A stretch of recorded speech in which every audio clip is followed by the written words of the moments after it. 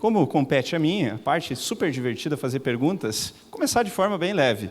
Nós vamos falar de escatologia, mas o que significa escatologia? Isso é de comer? Isso é de vestir? O que é escatologia? Da culinária, onde é que vem? Estou tentando entender.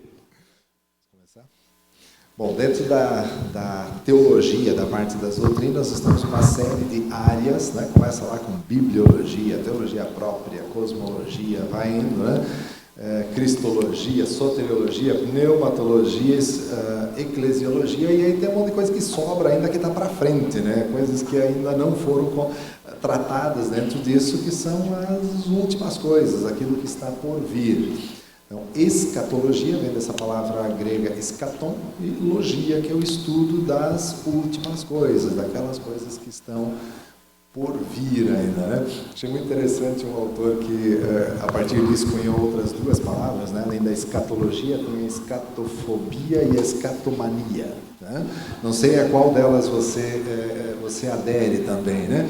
A escatofobia é aquele que tem medo de tudo que está por vir para frente, né? Mexeu deu um raio diferente lá, ele já acha que, né? E a escatomania é aquele cara que qualquer coisinha, né, deu um tiro lá no Oriente Médio, ele já acha que o mundo está acabando, né? Então tem disso também, né? Aproveitando o escatom.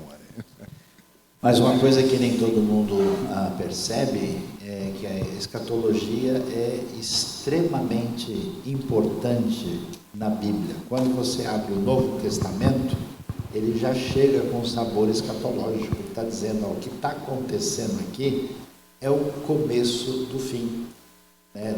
Ou seja, o fim já chegou faz tempo.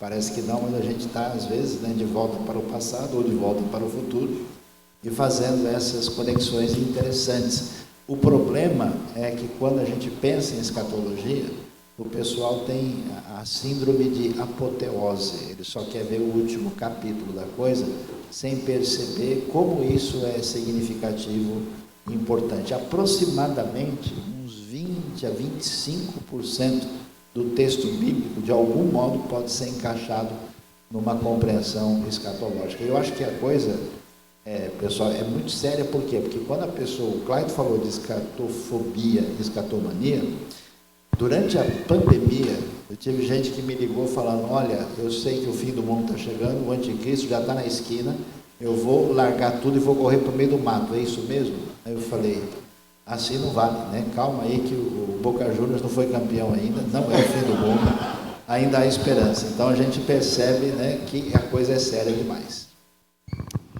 Muito bem, escatologia, o estudo das coisas que dizem respeito ao fim, ao futuro de toda a humanidade, mas a gente tem uma porção de problemas do aqui e agora. Qual a relevância de estudar a escatologia, o futuro, o fim de todas as coisas, o fim de todas as eras, na atualidade? Qual que é a relevância desse estudo?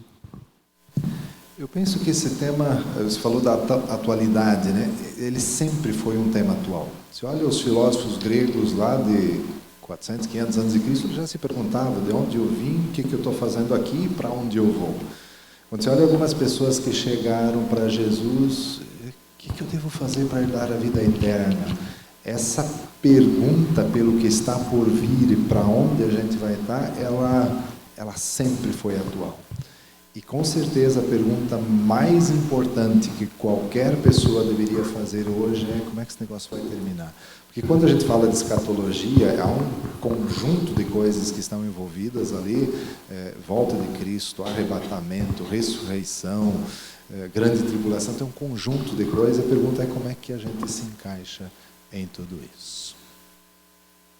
A impressão que eu tenho é que uma boa parte da maneira como as pessoas lidam com escatologia hoje é dependente da síndrome de Hollywood, né? Você olha, escuta a palavra Armagedon, não há nada de bom, a pessoa assusta na hora, né? Porque o pessoal confunde, né, o tempo do fim com a cara do Halloween, né? E a coisa não se encaixa bem. Então, para muita gente, escatologia é um adivinhômetro e principalmente uma tentativa de colocar na agenda aquilo que vai acontecer.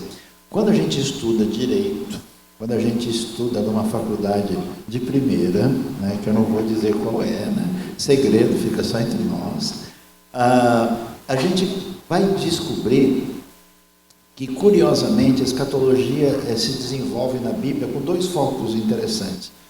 Um chama-se consolo, o outro chama-se esperança. O texto é escrito exatamente porque o pessoal está sofrendo, a maioria está sob perseguição no contexto do Império Romano, o pessoal está na condição muitas vezes de escravo, e eles sabem que Jesus foi aos céus, ressuscitou e vai voltar, mas não voltou ainda. A perseguição na época de Nero é muito forte, a coisa está muito difícil.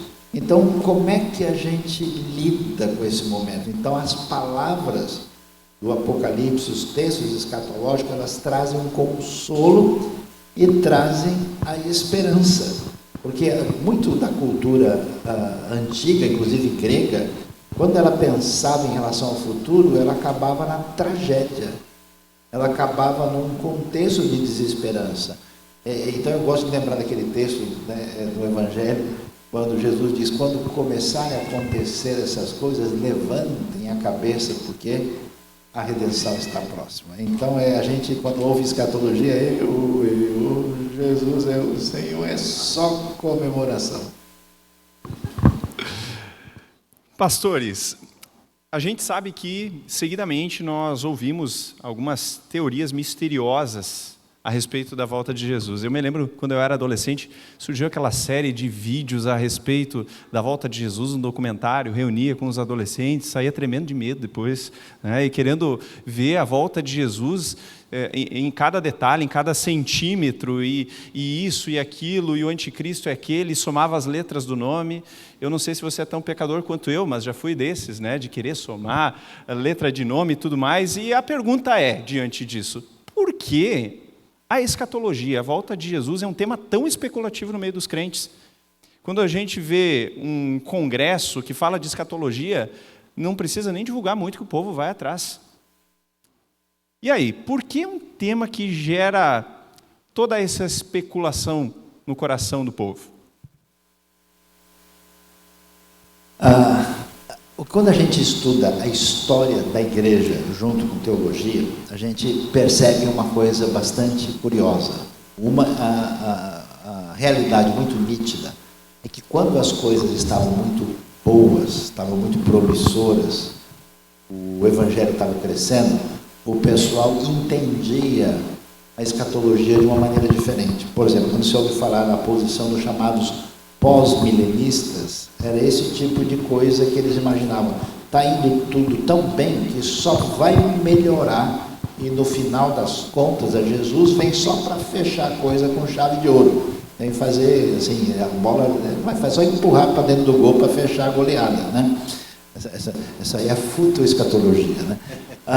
Mas, quando a coisa ficou difícil, quando houve uma percepção muito negativa da realidade, então o pessoal tem a tendência de ter uma visão muito pessimista, tipo, não tem mais jeito, é o fim do mundo. Então o que acontece? O ambiente europeu, que foi o grande ambiente de crescimento da cristandade, em função da secularização, em função da experiência de guerras, uma série de elementos negativos, abriu espaço para o pessoal dizer, olha, a coisa está tão ruim, e como dizia um conhecido meu, Jesus já devia ter chegado, ele já está atrasado. O pessoal fala que Deus é brasileiro, então Jesus está atrasado, né? Claro, né?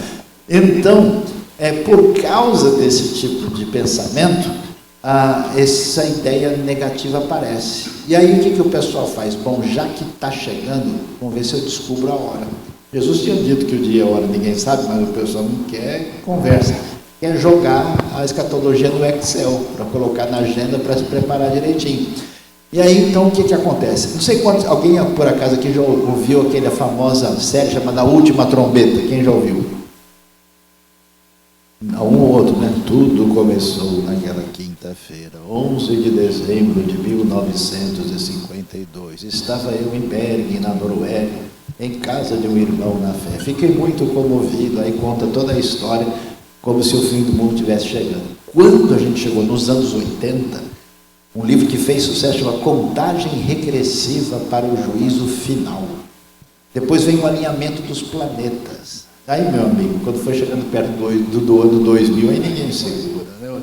Como diz o versículo que não está na Bíblia, ou vai ao racha ou arranca a tampa da caixa. A coisa pegou fogo total, assim, aí um monte de gente começou a fazer a seguinte conta: olha, a última geração, né, é que vai cumprir o versículo da Bíblia, então isso tem a ver com a história de Israel.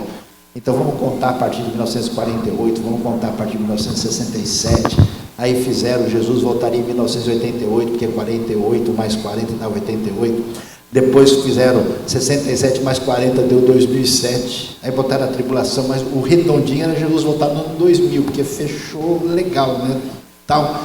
E aí fizeram de tudo, aí com isso deu uma refreada. Aí quando a coisa começou a ficar complicada nos últimos tempos, o pessoal volta, né? Eu, por exemplo, sou torcedor do Santos, então estou quase achando uma teoria dessa para me consolar nesse momento difícil que a gente está enfrentando aí. Então acho que dá para a gente perceber, eu acho que é uma ansiedade, né? O pessoal tem uma vontade assim, e para mim é uma coisa complicada, porque você percebe que parece que as pessoas querem ter tudo sob controle, ter o domínio sobre a coisa, e não é bem por aí. E eu penso que não é, a pergunta foi por que os cristãos, né, têm essa especulação, mas eu creio que isso é uma ansiedade de todo ser humano, né? Para onde a gente vai, como é que vai terminar, como é que vai fechar a conta, e às vezes o pessoal se passa nesse sentido né? Como cristãos a gente deveria ter uma percepção diferente, uma perspectiva diferente, mas às vezes eu vejo um pouco com desespero, né? Maior até do que pessoas de fora, né? Então esse cuidado a gente deveria ter aí. Certo. Olhando para a palavra de Deus, olhando para o livro de Apocalipse, a gente encontra um tantão de coisas ali complicadas de entender. É cabeça de dragão, é cavalo amarelo, é pedra branca, é ruas de ouro, é enxofre. E a gente lê e lê e lê o livro de Apocalipse, e eu não sei você, mas para mim é um desafio toda vez quando eu leio. A pergunta para vocês, já que para mim é difícil isso, para vocês deve ser fácil, a gente vai conseguir um dia interpretar de fato o Apocalipse? Anos atrás surgiu um livro, Apocalipse Fácil, não sei quem escreveu, gostaria de conhecer esse cara, mas é sempre um desafio lermos o livro da Revelação. Nós temos essa capacidade, ou teremos essa capacidade de entender de fato esse livro? Eu ia justamente falar desse livro Apocalipse Fácil, né? Eu acho que não entendeu muito bem ainda do que está por trás disso, né? Alguém já disse que o Apocalipse foi escrito com lágrimas e só será compreendido com lágrimas. Quando a gente entra com aquela perspectiva, deixa eu explicar, isso aqui é isso, aquilo, é porque ainda não entendeu o que está por trás, né? Essa ideia do consolo por um lado, né? De conforto no meio de situações muito difíceis, mas também a esperança de algo que está por vir ainda. E quando a gente se concentra muito nesses detalhes e desse jeito especulativo, não é para isso que o livro foi escrito, né? Mas muito mais para dar essa esperança de que tem algo muito melhor lá na frente. Para mim, nos textos bíblicos, o Apocalipse é o texto mais desafiador. Livros proféticos são desafiadores, num geral, mas o Apocalipse mais ainda. Porque quando você olha um livro histórico, ele olha para trás, e aí você não entendeu direito, né? Pega um professor de arqueologia, senta com ele, explica aqui o que aconteceu, que época foi isso. Você pega um livro doutrinário, por mais que tenha as suas dificuldades, mas Apocalipse, para mim, é o maior desafio em termos de interpretação.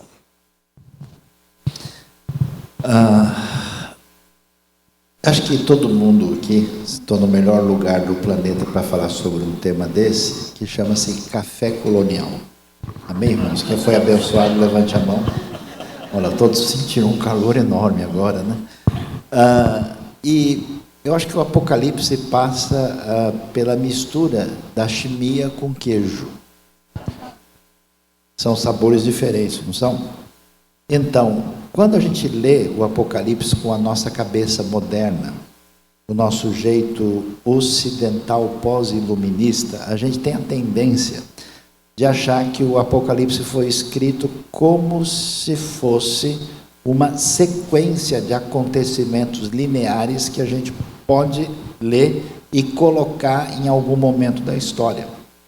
O que é interessante é que os antigos hebreus tinham uma forma de pensar que era bastante curiosa. Eles misturavam coisas que não estavam assim ligadas aparentemente de imediato. E um jeito de fazer isso é falar do passado e do futuro ao mesmo tempo. Quer ver um exemplo interessante?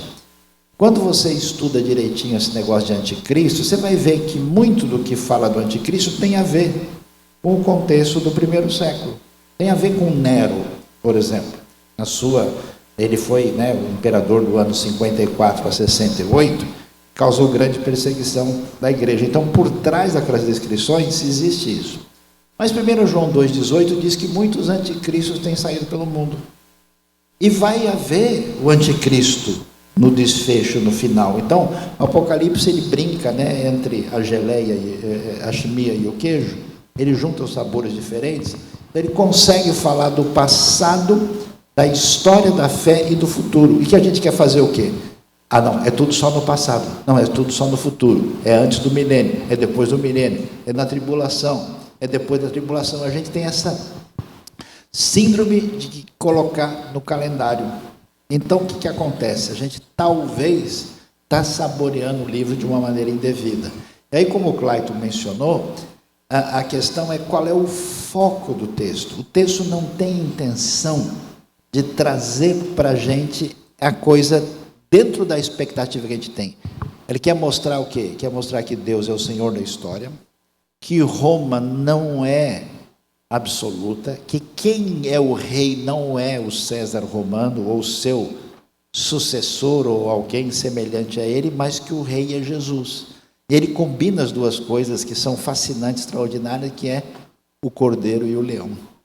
E aí sim, o Apocalipse faz a gente o quê? Faz a gente suspirar, faz a gente chorar, cantar. Você vê, não tem música no Novo Testamento. No Apocalipse abre assim, é coral um atrás do outro. É cantando até o fim e a comemoração e a celebração de esperança total. Então eu acho que a gente precisa afinar o paladar aí. O Apocalipse, num certo sentido, é muito difícil. No outro sentido, acaba sendo um pouco mais fácil que a gente imaginaria. Vamos complicar um pouco mais essa conversa. Jesus vai voltar antes, durante ou depois da tribulação? Ou ainda, o milênio ele é literal, ele é figurado? Ou ainda, o que é a marca da besta? Quem é o anticristo? Em resumo, ter resposta para essas perguntas, respostas que nós encontramos no Apocalipse ou imaginamos, é o que realmente nós precisamos? Achei que você ia perguntar, você é amilenista, pré-milenista, pós-milenista, né? Eu ia responder com a pergunta que o meu professor de teologia sistemática disse: eu sou pró-milenista. Pró-milenista, a favor do milênio. A Bíblia diz que vai ter, então vai ter. Como vai ser? Deixa que Deus defina e lá na frente está tudo resolvido, né? Eu gosto muito da definição de Jesus, ou da perspectiva de Jesus ali no sermão escatológico em Mateus 24, 25, né? Quando os discípulos estão naquele negócio, e agora o que vai acontecer, né? Aí ele vai dizer assim: venho logo, pode ser que vai demorar um pouco, não sei. É nessa sequência que ele diz ali, se você ler Mateus 24, 25 com cuidado ali. E eu fico pensando se Jesus tivesse dito para os discípulos assim: eu sei quando é, só não vou contar. Não é nem seus romanos que teriam matado Jesus, mas os discípulos iam pegar ele ali, né? Então ele diz: não sei, o Pai, né, Atos vai dizer, o Pai reservou isso para a sua exclusiva autoridade, ponto final. Mas quando a gente olha aqueles 2 capítulos de Mateus 24 e 25, e isso está lá em Marcos e nos outros livros onde tem essa perspectiva, sempre dá aquela questão assim: pode ser que vai ser logo, pode ser que vai demorar, não sei quando é, e sempre termina, e tem parábolas e várias coisas terminam assim: portanto, já que você não sabe quando é, se prepara, vigie, esteja pronto. Então acho que muito mais do que a gente ficar perguntando quando vai ser, como vai ser, qual a sequência do quebra-cabeça, onde é que eu coloco isso, eu coloco aquilo, acho que muito mais importante do que isso, a gente se perguntar: eu estou pronto para o dia em que isso acontecer? Eu pessoalmente, agora como cristão, como pastor, eu penso dessa forma. Essa é a pergunta que a gente deveria se fazer em primeiro lugar. Como é que vai ser? Deixa que Deus coloque o roteiro e pronto. Posso estudar sobre isso? Preciso estudar? Claro, eu vou olhar os textos e perceber isso. Mas antes disso, né, essa pergunta assim, isso é importante, não? Antes disso, nos perguntarmos sobre como é que eu estou para o dia em que isso tudo se desencadear e acontecer. Uma das dificuldades que a gente tem quando a gente tenta ser muito específico em relação a essas questões, né? Tribulação, milênio, anticristo, é que a gente corre o risco de ser refém do jeito de pensar da nossa época e do nosso contexto. Só para vocês terem uma ideia, eu, como já rodei por 63 países, em tudo quanto é canto do mundo, eu achei curioso. Eu estava vendo os livros de escatologia publicados no contexto chinês. E lá, eles estão dizendo o seguinte: o anticristo vai ser ocidental. Vai ser uma mistura de Europa com Estados Unidos, que é a retomada do grande império romano, ou seja, o anticristo está longe da gente. Quando você pega os livros que foram escritos na América do Norte, o anticristo, via de regra, vem da Rússia. Nikolai Karpeitia, não é esse o nome dele, né? Quando você pega muitos livros do ambiente europeu, diz que vem do Islã. Os livros antigos da realidade brasileira e latino-americana dizia que era o Papa, por causa da questão com o contexto católico, né? E eu, como brasileiro, desconfio que talvez seja argentino, né? Inclusive, pode ser um messiânico, né? Uma possibilidade, não sei, né? Brincadeiras à parte. Então, como você não tem um elemento objetivo, você corre o risco de ficar fazendo esse tipo de coisa que pode atender a outros objetivos, né? Os teólogos mais assim libertários associam o anticristo com os Estados Unidos, por causa da Babilônia comercial. Percebe que a pessoa faz, ele coloca sempre a camisa do time adversário no anticristo, né? Então, esse procedimento não é adequado. Ao que parece, essas coisas, como o Clayton mencionou, elas têm um valor menor do que as pessoas estão dando. Agora, quando você vai estudar teologia direitinho, você vai entender por que o amilenista pensa nisso, quais são os argumentos favoráveis, quais são os que não são tão favoráveis, o pré-milenista também, e qual é o posicionamento. Você vai ver, analisando tudo, você pode ter um posicionamento. Eu tenho certas coisas que eu acho, o Clayton falou, né, que ele é pró-milenista, eu sou mais amilanesa, quer dizer, desculpa, né? E uma coisa que eu acho interessante também é a gente ver, por exemplo, a tribulação, né? Você vê que a tribulação, num certo sentido, está acontecendo no primeiro século. E ela sempre foi a marca da igreja primitiva através dos séculos, mas também vai haver uma grande tribulação final. Então, a coisa é mais ampla, e quando a gente lê os textos bíblicos, a gente percebe que o foco deles é, quando vocês sabem que as coisas vão ser assim, que tipo de pessoa vocês devem ser. Ou seja, a literatura que fala sobre essas coisas, ela tem a intenção, principalmente, de produzir esperança e santidade diante de Deus. Geralmente, em momentos de sufoco, de turbulências, nós vemos as pessoas lembrando do assunto fim dos tempos. Na nossa história recente, bem recente mesmo, eu me lembro que quando começou a pandemia, gente, só se falava da volta de Jesus, e a gente convidou um cara especialista para falar disso, pastor Luiz Saião. E eu me lembro que a gente fez uma live, foi meio improvisada, em cima da hora, 6.000 pessoas online simultaneamente, para ouvir falar que Jesus ia voltar na pandemia, né? Infelizmente, o pastor não falou disso, né? Não falou que iria voltar na pandemia. Agora a guerra em Israel, agora Jesus vai voltar. E o povo de Deus fica alvoroçado com esse negócio quando nós estamos vivendo um momento tenso. A minha questão diante disso é: o povo de Deus, a igreja, não deveria estar envolvido na volta de Jesus, nesse assunto, em todo momento? Porque só lembra em tempos difíceis que Jesus vai voltar. Creio que esse é um grande problema nosso como cristãos, né? De fato, infelizmente, acontece dessa forma. a vida está tranquila, você leva anos e nem pensa sobre isso. Às vezes até, e aí eu faço meia-culpa nossa de pastores, de pregadores, às vezes a gente passa tempo, nem prega sobre isso, aí acontecem esses eventos, né, esses, né, da história, e aí a gente começa a se preocupar, e o que vai acontecer, por quê, né? A gente precisaria aprender essa lição de estar sempre pronto. Eu acho muito interessante a expressão de Pedro, quando ele diz... Isso ele diz há 2000 anos atrás, né? Ora, o fim de todas as coisas está próximo. Ele já lá, 2000 anos atrás, esperava a volta de Cristo, esperava o fim de todas as coisas.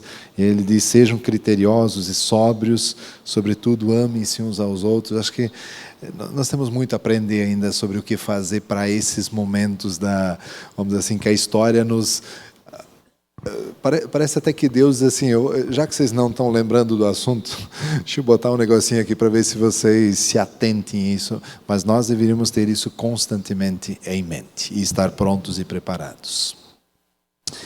Eu acho que o principal problema, olha que coisa interessante, quando a gente fala em escatologia de verdade, nós estamos falando de uma realidade que tem a ver com o reino de Deus. E uma ênfase bíblica é que o reino de Deus vai chegar de maneira definitiva com a segunda vinda de Cristo, mas ele já está presente entre nós. Lucas 17, verso 20 e 21, o reino de Deus está entre vocês ou até mesmo dentro de vocês. E aí a gente pensa que escatologia é só o apito final, né? É a síndrome dos 45 do segundo tempo. Mas a escatologia tem esse elemento do reino. E aí o que acontece? Como boa parte da igreja às vezes se esquece disso, então a igreja esquece de viver o reino na expectativa de apenas esperar o reino. Eu conheci gente na minha vida que falava, nem adianta mais fazer nada, porque o amor de muitos esfriará mesmo, então vamos ficar aqui. Mas o pessoal lá está se afastando da fé. Não, é o cumprimento da apostasia, deixa rolar. Que isso, né? Que doideira. Então, não faz sentido pensar dessa maneira. E aí, há no meu entendimento, uma ideologia presente, em grande parte, vamos dizer, da mídia predominante, que a gente chama de catastrofismo, que quer dizer, sempre anunciar e mostrar coisas que deixam as pessoas assustadas para que, de alguma forma, elas se tornem reféns do sistema de comunicação. Pessoas com medo são sempre muito mais manipuláveis, inclusive no universo religioso. E aí o que acontece? O pessoal vive desse jeito. Quando acontece qualquer coisa no mundo, existe o que a gente pode chamar de um corte seletivo. Por exemplo, o que está acontecendo no Oriente Médio? Um projeto de paz crescente como nunca houve antes. Israel entrou em paz e fez parceria já próxima com Marrocos, com Sudão, já tinha com Egito e Jordânia, com Turquia, Bahrein, Emirados Árabes, e estava para fechar uma parceria com a Arábia Saudita.